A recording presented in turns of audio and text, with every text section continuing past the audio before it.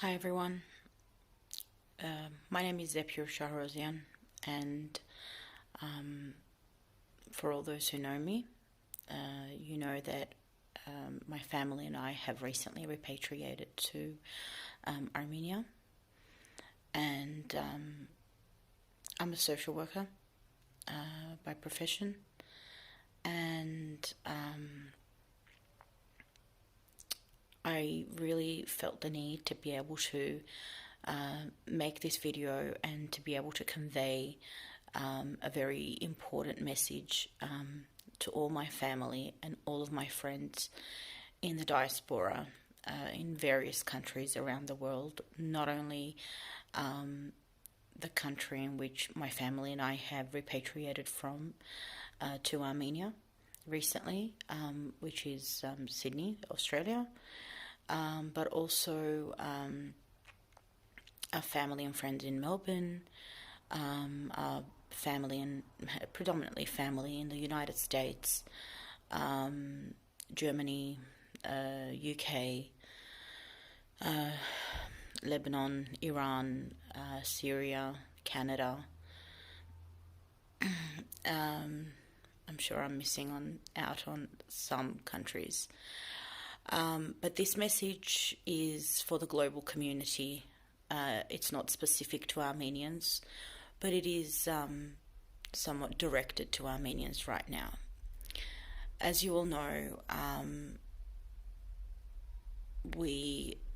Armenia has been in a war over the Republic of Artsakh since the 27th of September of this year, and an agreement was signed by the Prime Minister in the early hours of the 10th of November. And this clip is in no way, shape, or form going to. I have no desire to discuss politics or anything like that. I'm reaching out to you as a global citizen, as a human being, as a compatriot, and just to address the humanitarian crisis that is currently taking place in Armenia. There's over 100,000 displaced persons from Artsakh currently in Armenia proper. They are currently in various shelters all around Armenia. I am honoured to be able to have the opportunity to work with the Armenian Association of Social Workers and currently be able to volunteer with them and have access to a lot of the refuges and a lot of the needs that are required in these refuges. Now, just to put it into perspective, once this started on the 27th, there were, tens of thousands of people who arrived in Armenia proper as part of not just an evacuation, but as a safety measure. And predominantly, a majority of them were women, children, elderly, and the disabled. At the time, a needs assessment had taken place by the professional social workers on site.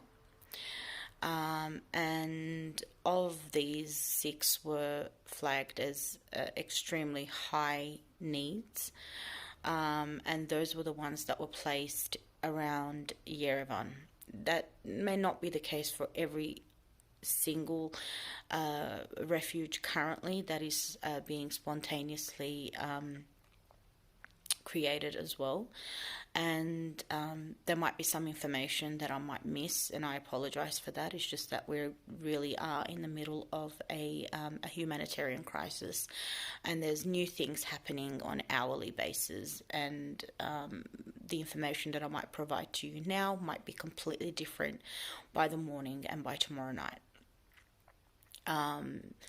just as the war was an active war and every moment things changed and shifted, so is the response, the humanitarian crisis response. So just to give you a perspective of the various refuges that exist, so there are a number of them in Yerevan. Now, some of them are hosted by the business owner of this hotel or motel or institution, and hence the effort of coordinating that that refuge is somewhat different. There's donors involved and there's sponsors involved, and the manager of the institution might really take an active role in making sure that the people in these refuges are looked after and so on. But then there are other instances where, majority of them might fall into this category, where individuals were placed in government owned buildings, whether it's schools, whether it's military schools, orphanages, various government organisations, buildings. Now they're all around. There's some in Vayotzor, Jermuk, Yereknadzor, Shunik, Goris, Sisyan, Gotaek, Ծաղկաձոր, Աղվերան, Արզնի, Եղվարդ, Բյուրեղավան, Մեղրաձոր, Աբովյան, Գեղարկունիք, Սևան, just Սևան, Armavir, Punic, and some of them are run by organizations. Some of them are just are run purely through volunteer efforts. And the role of the Professional Social Workers Network has essentially been to coordinate the volunteer effort and to coordinate the refuges. And the best way we've thought of this to be implemented was through needs assessments, which have taken place in every single one of these refuges/shelters.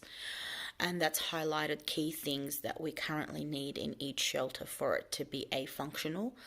And the spread of the distribution of resources is far more accurate and meets the needs of the individual families in these refuges. Now, just so that you can get a picture of exactly how things work, if somebody arrives, they may or may not have family in Armenia or in Yerevan. And so there's an info line that they call, which is the 117 telephone number or 114. They state who they are and so on, and immediate accommodation at one of the refuges will be created. And the way that this is created is that the ministry and the Tejgids, which is the info line, essentially gets in contact with one of us as the social workers, and as being the peak body that is helping the coordination of this as an in-between between the ministry personnel, the ministry social workers, as well as the volunteers that are on the ground. And so this coordination takes place. What I would urge everybody to do right now is to focus on these refuges. And even when making reference to our compatriots who have left their homes and are displaced, even the language that we used should be, displaced. Because to call them refugees, that means that A, they're not Armenian, which they are, and they're seeking refuge in a foreign country, which is not. They may not be as familiar with Armenia because that's not their hometown. It's like somebody, from Los Angeles going to Texas and they've never really been there, so it's all a new terrain, new shops, new environment, or somebody in Melbourne going and living in Perth. Everything's new. But if there was an attack in Tasmania or in Melbourne, and people were to be displaced and be accommodated in Northern Territory, they wouldn't be called refugees. They'll be called people that are displaced.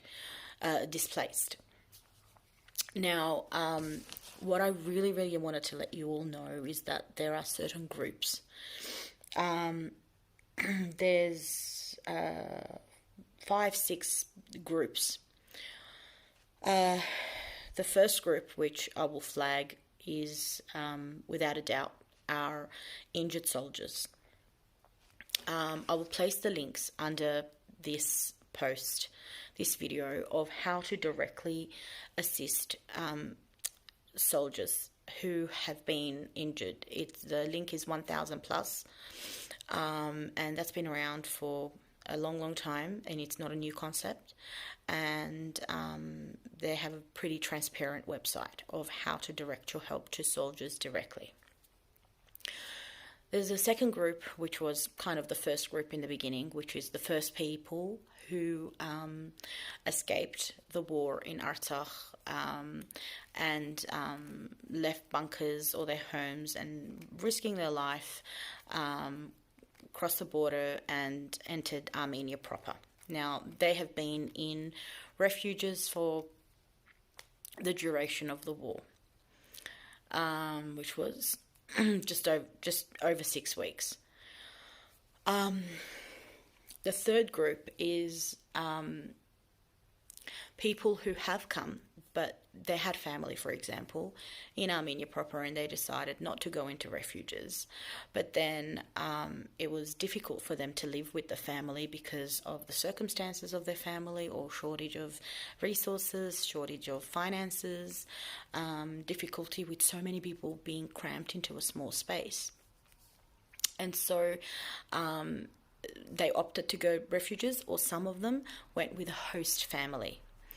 And the ones that are with host family, either friend or relative, this group is somewhat far more vulnerable, I think, because they are left to their own means. Whereas in refuges, at least when help is provided, it comes and is distributed amongst the 100 or 150 persons that are there, which may consist of 50 to 70 families, depending on the family setup.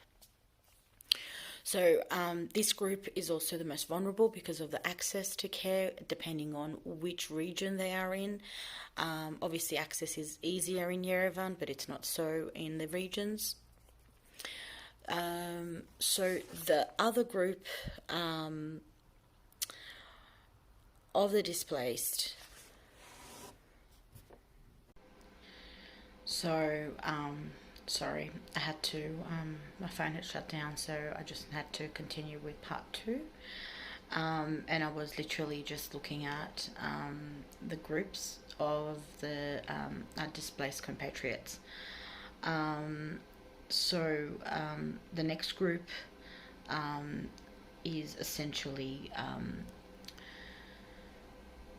the next vulnerable group is the families of those soldiers who are who have lost their lives, who have been martyred, and or severely injured. Now, we've got to take into account that especially the fathers of that family, the brothers of that family, the sons of that family would have been breadwinners in the middle of an economic and health crisis, and for the last 45 days, for majority of them, they've been away from home. And obviously those who lost their lives, the families are not only experiencing those hardships, but as well as that, they're grieving. Now, even though they lived in Armenia proper and they have not been displaced as such, but they risk homelessness, they risk malnutrition, they risk not the inability to pay their utility bills, and so on. I mean, that's just a small portion of the problem. And the ones who have injured loved ones, and injured soldiers, well, they face a very similar situation, especially based on the severity of the disability that the soldiers have encountered. So, which brings me to the last group. And the last group is a compilation of all of these groups above, and it's the group of families that will be returning to Artsakh, or are planning to be returning to Artsakh, where there are multi-dimensional problems, where the support networks have all ceased, where the opportunities for employment, education, shelter, all these things have broken down. So helping them set up life from scratch requires an enormous coordinated effort between the diaspora as well as all the organizations in Armenia. Now, I can't urge you enough the importance of being able to support our compatriots in the most real, urgent way possible. The help is now, right? What I've been doing is I've been working with the association and doing various things that required fundraising or speaking to stakeholders and being able to get enough money to be able to fill the needs of the refugees.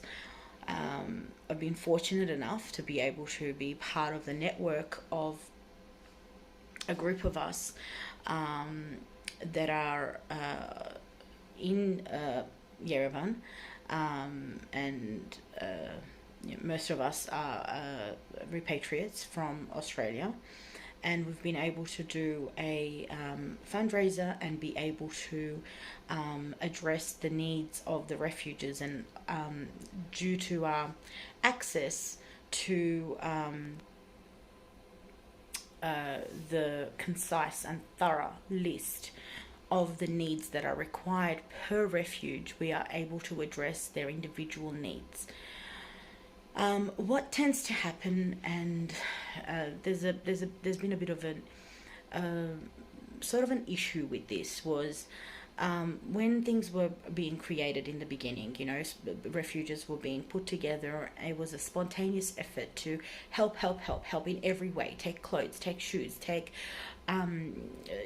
whatever it might be. It was still late September, early October, and the climate hadn't changed as much as well. The weather was still quite tolerable. It wasn't as cold as it is now, mid-November. And the concept of, these people need rice and oil. And I don't know how many people, some people would have been repeating that information too. And so what happens here is you have a refuge where they have an oversupply of rice and oil. Now, there are children in this refuge who can only access rice and oil. And that's, you can't turn around and go, well, that's help, it's something, sure, maybe for 24 hours, maybe for a week. But it's not sustainable in regards to a nutritional balance, in regards to, they're already experiencing grief, trauma, displacement. And these are not words, they're actually experiencing this, like really, and not just as one person, but as a collective community. And so even the people that they are bouncing off, including us, the social workers, including the psychologists, we're also experiencing it in our own way. So as professional as we might be, um, the human, the weight of the emotion and the uh, effects of the war, it has influenced every single one of us. And the families are the most affected. And so when they are given this one size fits all kind of box that has one of this, one of this, one of that, and or somebody donates, you know, a whole heap of stuff as a one off for that shelter, it's fantastic because it's help and it's definitely required. But a far more coordinated effort is required to ensure that everybody across Armenia, across all refuges, are also meeting the same needs. We're meeting the same needs, whether it's hygiene products, whether it's nutritional, whether it's children's engagement and activities, you know, it's as well as psychological needs, as well as debriefing, as well as counselling, as well as transportation costs, as well as the ability for them to even seek help, you know, help, medical help for themselves, not just psychological help, but medical help as well. So I just want to highlight this. As you all know, this is all happening amidst COVID-19. If you follow the daily numbers, the averages have been sitting around the 1,500 average. There are some days that it's 2,500. There are some days it's 1,400. Sundays are probably the lowest numbers because not all the labs work on Sundays, and hence not all the results aren't as high in quantity. So other than this going on, there's a requirement for volunteers. So if you are in a country, or if you are in a position to be able to come to Armenia, to be able to provide your assistance, nobody's going to say no.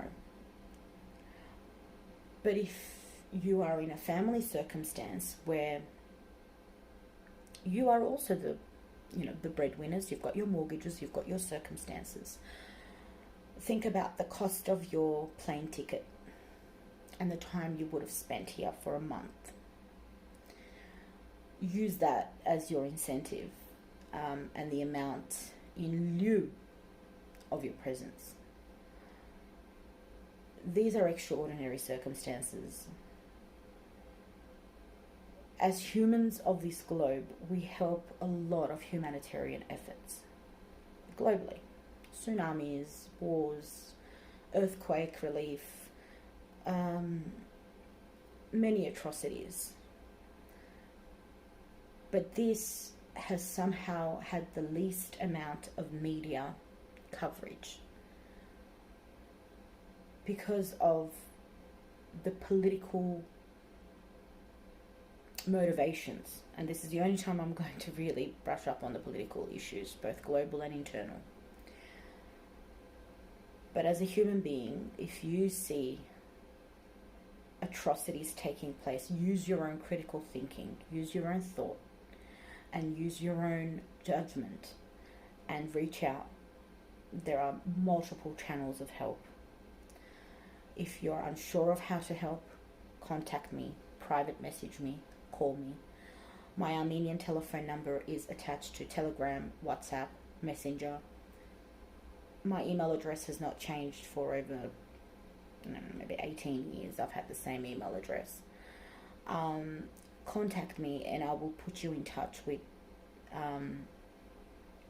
whoever it is that you want to help. Is it the families that are living in host families that you'd like to reach? Is it the families in the refuges? Is it the soldiers? Do you have somebody that you know lives here but you can't contact them and you're really trying to reach them? But just realize one thing, that everything that you do, make sure that it comes through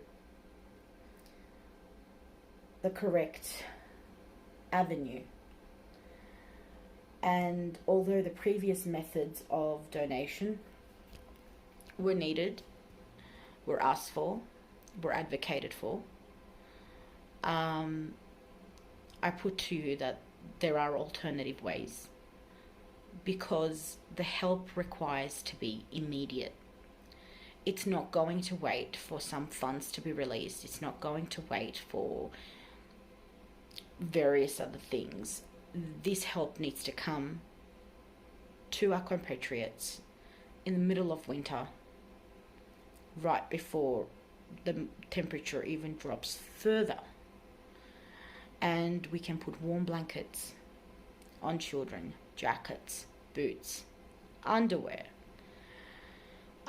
Things that we have access to in Armenia, things that will boost the economy in Armenia, to a country that's already COVID-stricken, no tourists, suffering financially. The businesses that we are utilizing to dress, feed, and house the displaced families from Artsakh, we do our utmost best to ensure that things are made in Armenia. The business owners are in Armenia or Armenian, and the money is going to Armenian workers in Armenia so that they too can feed their families. I mean, you know, they've got cousins and uncles and aunties and everybody, students, friends who have either passed or are severely injured. The whole country is grieving. And I know that everybody in the diaspora has helped so much, but I just need you all to change focus, and bring the focus onto what is really needed right now, which is the assistance with humanitarian aid. And I believe that the best way forward is to simply send funds through your trusted avenues that are going to reach the volunteer coordination effort at refuges and with the displaced families from Artsakh. I will vouch for our organisation because I do believe that we are the peak network between the ministry as well as the people, where the field work is actually taking place. The info line when you call 117 or 114 when they need to find out where to find somebody, where to find a place, or what they need to do, it goes through our organisation.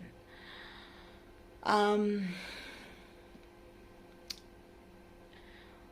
just want to leave you all with one thing, and that is to say, you know, unity is such an important thing, but also utilizing each other's strengths is also another very important thing. Let's utilize each other's strengths in unity to be able to combat this, because this is multidimensional. This is bigger than anything we have all experienced in our generations. This is what I would say is, you know, the 1988 earthquake combined with the 90s war, combined with a pandemic, post a revolution, post, you know, or amidst economic issues. And on top of that now, internal political conflict.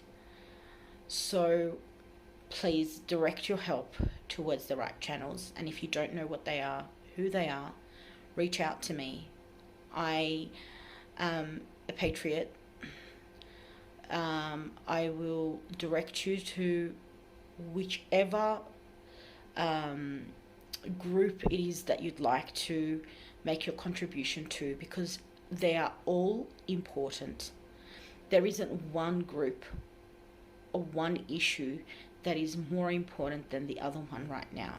Sadly, they are all important. However, as social workers and as professionals, we still triage every single situation, and try to send help to the most, vulnerable group, or vulnerable refugees. I use the word. But it's just important to direct it to the correct channels. I wish you all a great day, and if there's any questions, please email me, send me messages, or write underneath this video, and I'll be more than happy to direct you. All the best. Bye bye.